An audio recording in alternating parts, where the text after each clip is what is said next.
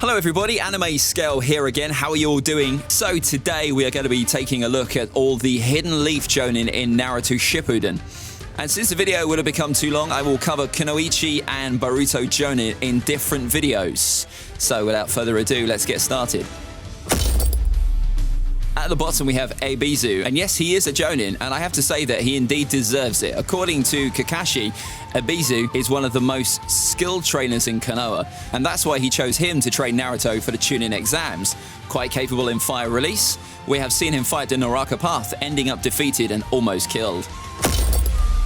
Next on the list we have Raido. Exhausted from a mission, Raido and Genma face the Sound 4, pushing them to enter the second stage of their curse mark. Raido is quite good in Kenjutsu, and he wields a black katana coated with poison. Since he was a guard of the 4th Hokage, Minato taught him the Flying Thunder Formation technique, which he can perform in conjunction with his teammates. Moving on, we have Ayate, specializing in Kenjutsu. His signature move was the Dance of the Crescent Moon, a technique involving him and 2 shadow clones simultaneously attacking the opponent at such high speeds that they create after images.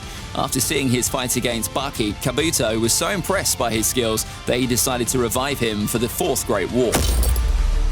Strong enough to be placed at the Hokage Guard platoon, just like Raido, Genma can perform the Flying Thunder Formation technique in conjunction with 2 other teammates. He's above Ayate simply because Genma fought against Baki, and even though we never get to see that fight, Genma survived, whereas Ayate did not.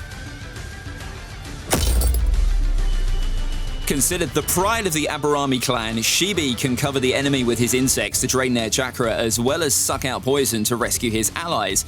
During Pain's invasion with his clan, he fought against Conan, but they couldn't defeat her despite their strength in numbers.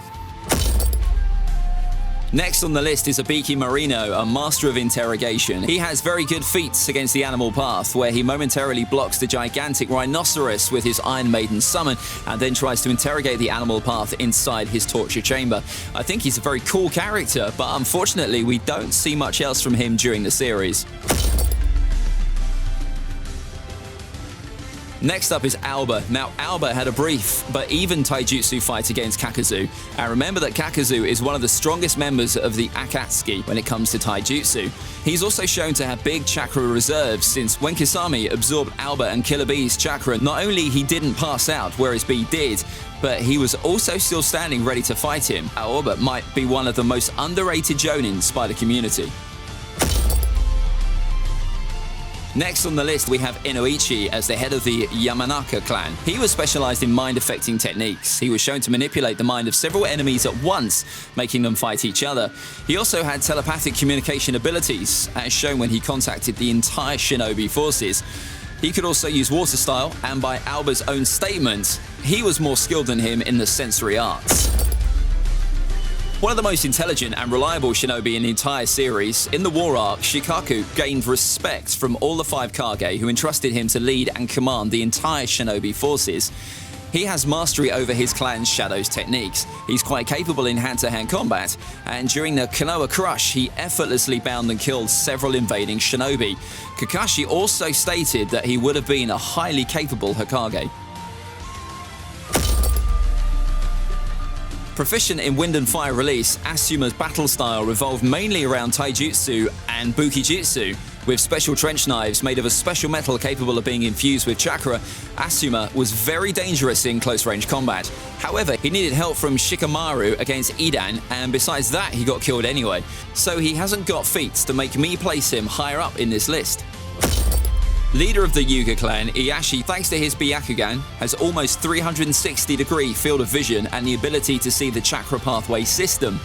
We don't have many fighting scenes to scale him, but he has good feats against the Sand and Sound Village shinobi during the Konoha Crash, and he also defeated the weakened Edo version of his brother Hisashi during the 4th Great War. Hisashi is over his brother simply because the branch house members are supposed to protect the members of the main one. Hisashi was more trained than his brother in the gentle fist techniques, and he was supposedly slightly stronger than him as well. Like most members of his clan, Neji was specialized in taijutsu. Trained from an early age in the gentle fist techniques, Neji was a born prodigy.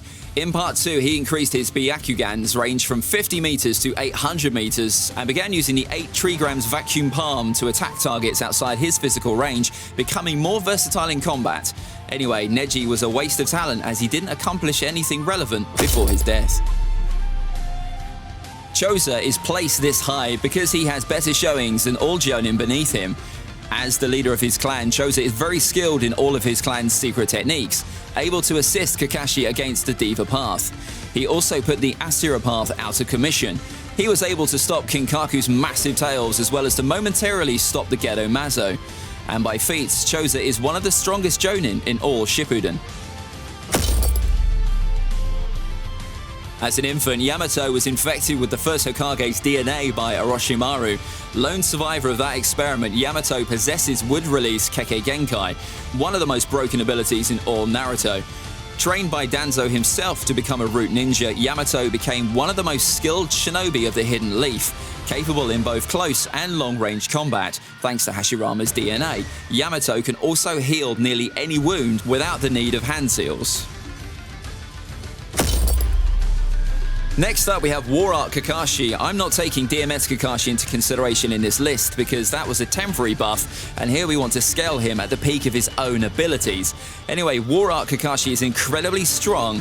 He low-diff defeated Edo Zabuza. He charged headfirst against 5 version 2 Jinchuriki, and he efficiently used Kamui in multiple occasions during the war. Not to mention his arsenal of more than 1,000 jutsu. War Art Kakashi definitely deserves the high Kage level tier. And the strongest JOUNIN of the Hidden Leaf is Might Guy. 7 Gates Guy, to me, is stronger than War Art Kakashi. In this form, he defeated a fully restored Chakra Kisame. And in a life or death situation, he can also open the 8th gate, becoming strong enough to solo all JOUNIN in this list. So guys, do you agree with this list? Comment your thoughts down below, and as always, like, share and subscribe. This is AnimeScale out for now. Bye.